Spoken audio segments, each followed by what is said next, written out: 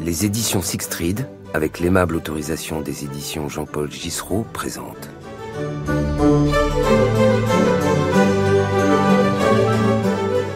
Louis XIV, le plus grand roi du monde, de Lucien Belly, lu par Marc-Henri Boisse.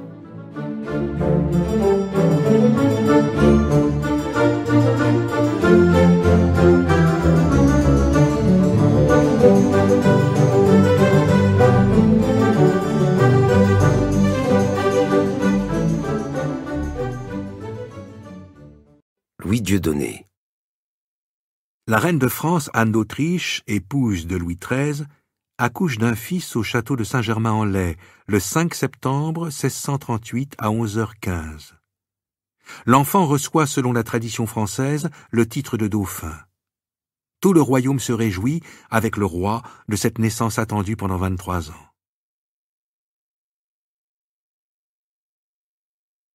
Un Bourbon.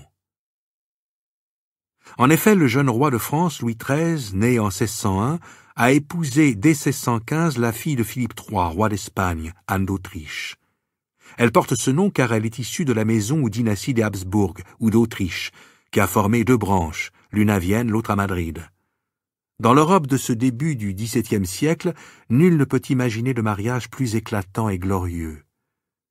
Louis XIII règne depuis l'assassinat en 1610 de son père, Henri IV, le premier roi de la maison de Bourbon, branche cadette de la dynastie capétienne. Si le bon roi Henri a eu bien du mal à s'imposer sur le royaume de France, sa mort tragique l'a transfiguré. Après lui, toute la lignée des Bourbons profite de la légende, naissant peu à peu autour de ce monarque truculent et généreux qui a mis fin aux guerres de religion, en imposant la coexistence des deux confessions chrétiennes, le catholicisme et le protestantisme, par l'édit de Nantes de 1598. Henri IV réunit à la France son minuscule royaume pyrénéen de Navarre, autour de Saint-Jean-Pied-de-Port. Les souverains de la lignée de Bourbon seront désormais rois de France et de Navarre, accolant dans leurs armoiries aux lys les chaînes de Navarre.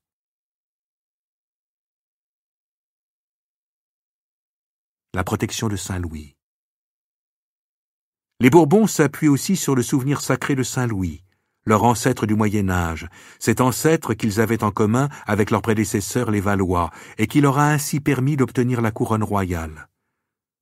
Le culte de Saint-Louis n'a eu qu'une place secondaire jusqu'au XVIIe siècle, mais il s'impose avec la nouvelle dynastie. Le prénom de Louis est donné en 1601 au dauphin, le fils aîné du roi Henri IV, et cela devient la règle après lui.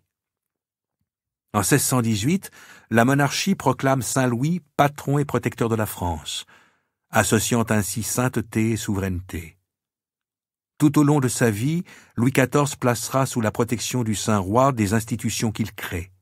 Ainsi l'Hôtel des Invalides, avec l'église Saint-Louis, la maison de Saint-Cyr, siège de l'Institut Saint-Louis, destiné à l'éducation des jeunes filles de la noblesse, et l'ordre militaire de Saint-Louis pour récompenser les soldats valeureux.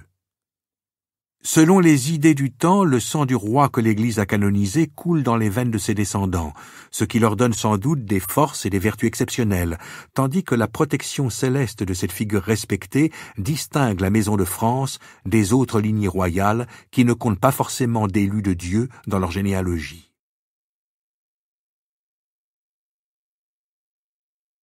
Un mariage glorieux et malheureux. Anne d'Autriche, née elle aussi en 1601, est pour Louis XIII un beau parti. L'arrière-petite-fille de l'empereur Charles Quint apporte la gloire de ses ancêtres, et son père gouverne la plus grande puissance du temps, mais elle doit renoncer à tous ses droits éventuels à la succession d'Espagne. Le poète Malherbe, dans ses stances sur le mariage du roi et de la reine, écrit « Certes, c'est à l'Espagne à produire des reines, comme c'est à la France à produire des rois. » Et il encourage le couple royal à l'accomplissement de leur union. Tout le plaisir des jours est en leur matinée. La nuit est déjà proche à qui passe midi. En réalité, ce brillant mariage de deux adolescents, qui n'est sans doute consommé que plus tard, en 1619, et non sans difficulté, n'est pas heureux. Le roi n'est sans doute guère sensible au charme féminin, entretenant plutôt des amitiés viriles. La reine a aussi le malheur de faire 4 fausses couches, 1622, 1624, 1626, 1629.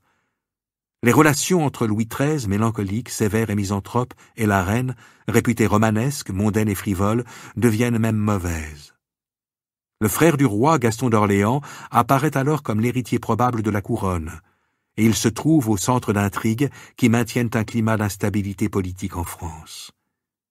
La personnalité de Gaston contraste avec celle de son frère. Léger, amusant, séduisant, il sait gagner les cœurs.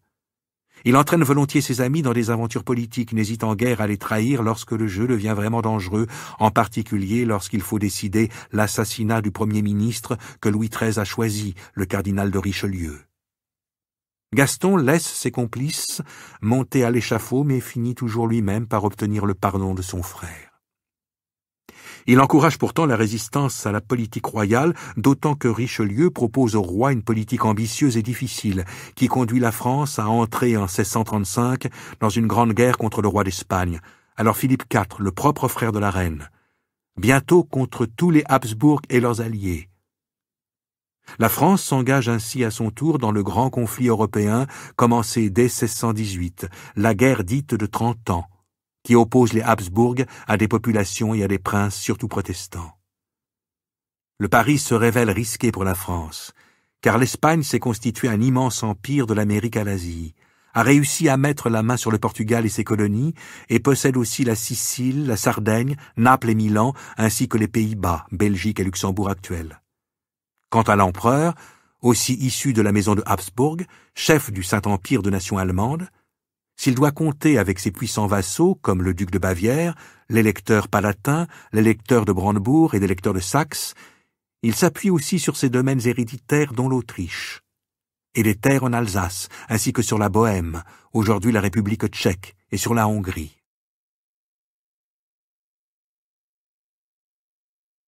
Une longue attente. Dans la terrible aventure politique où le royaume de France s'engage, le roi et son premier ministre se montrent impitoyables à l'égard de tous ceux qui se laissent tenter par les avances des Espagnols. L'inquiétude suscite le soupçon. Richelieu mène même une enquête à propos de la reine Anne d'Autriche qui continue à entretenir une correspondance avec sa famille. Il est probable que la reine a commis des imprudences, mais, tenue à l'écart des affaires importantes, elle n'a que peu de secrets à révéler. Pourtant, en exprimant ses sentiments au milieu du grand affrontement qui commence, elle court le risque de nuire à la cause française. Louis XIII ordonne une perquisition au Val-de-Grâce, une abbaye parisienne où la reine se rend souvent. Le chancelier Séguier lui-même mène l'enquête. Pourtant, un accord conclu entre les deux époux royaux met fin à la crise dans l'été 1637. Cette réconciliation a d'heureuses conséquences. Des récits affirment que le futur Louis XIV a été conçu le 5 décembre 1637. Louis XIII aurait rendu visite à Louise de Lafayette, pour laquelle il a nourri un amour platonique, et qui a pris le voile dans un couvent parisien.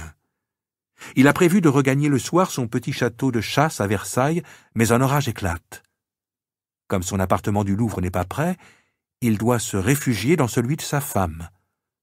La date de naissance du dauphin a inspiré cette hypothèse. En tout cas, le rapprochement des deux époux est durable, puisque Louis a bientôt un frère. Un moine parisien, le frère Fiacre, a prié la Vierge vénérée dans un petit village provençal, Cotignac, pour que la reine Anne d'Autriche ait un fils. La mère de Jésus lui apparaît à l'automne 1637, portant un enfant et annonçant la naissance prochaine d'un dauphin. Dès qu'elle est sûre d'être enceinte, en 1638, Anne d'Autriche voit le moine et s'agenouille devant lui. Elle le charge de porter sa reconnaissance à Cotignac.